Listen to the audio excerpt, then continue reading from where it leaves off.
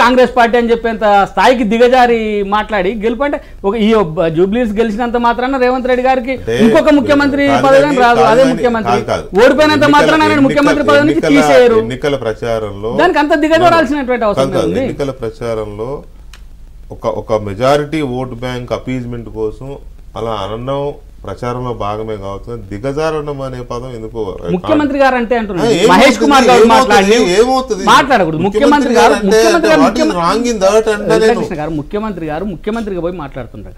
చెప్పండి ముస్లిం మైనార్టీలు మాకు ఓటేస్తే మేము ఇది చేస్తాము అది చేస్తాం ఇది చేస్తాం ఏంటమని చెప్పండి. కానీ ముస్లిమే కాంగ్రెస్ పార్టీ కాంగ్రెసే ముస్లిం అని చెప్పడం అంటే మహేష్ కుమార్ కాంగ్రెస్ పార్టీలో ఉన్నాడు, ఆయన హిందూ కాదా?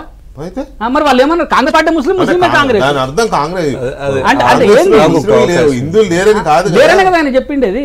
ఆయన అట్లెందుకు అన్నాడు? ఉన్నోళ్ళు ముఠా కోటేసినట్టు కాంగ్రెస్ పార్టీ కోటేసినట్టు కాదు. అక్కడ కాంగ్రెస్ పార్టీలో ఉండే ఒక ముఠాకు భయపడి జూబ్లీహిల్స్ ప్రజలు ఓటేసినారు. అది ముఠాల మధ్యన కొట్లాటగా జరిగింది కాబట్టి బీజేపీ కొంత వెనకబడ్డది. అదే చెప్తున్నా యాదవ్ ముఠా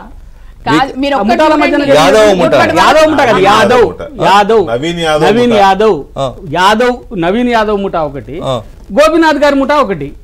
ఈ రెండింటి మధ్యన జరిగినటువంటి ఎన్నికలాగుంది తప్ప పార్టీల మధ్య జరిగిన కష్టపడే వాళ్ళే.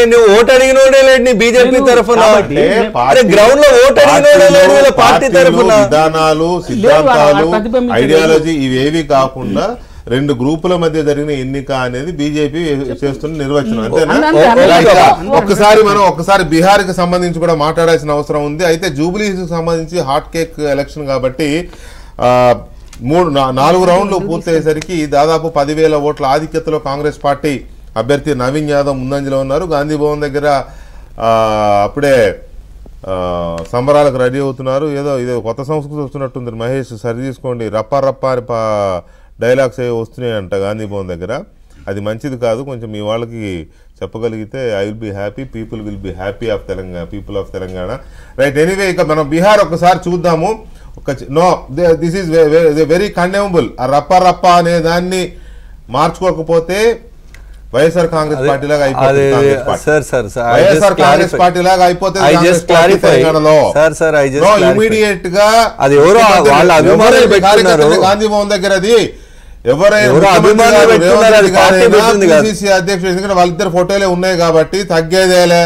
రప్ప రప్ప ఇలాంటి సినిమా డైలాగులు పెట్టి చేస్తే ఏపీలో వైఎస్ఆర్ కాంగ్రెస్ పార్టీ లాగా అయిపోతుంది. దయచేసి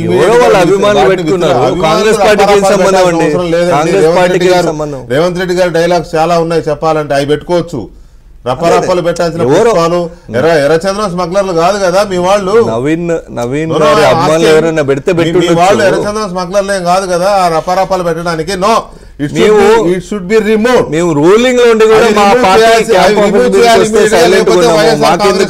అయిపోతారు రేవంత్ రెడ్డి గారు అండ్ మహేష్ గౌడ్ గారికి చెప్తున్నా నేను. దయచేసి వాటిని మార్పిస్తే మంచిదేమో చూసుకోండి. రైట్, ఒక చిన్న బ్రేక్ తర్వాత బీహార్ ఎలక్షన్ కి వెళ్దాం ప్లీజ్.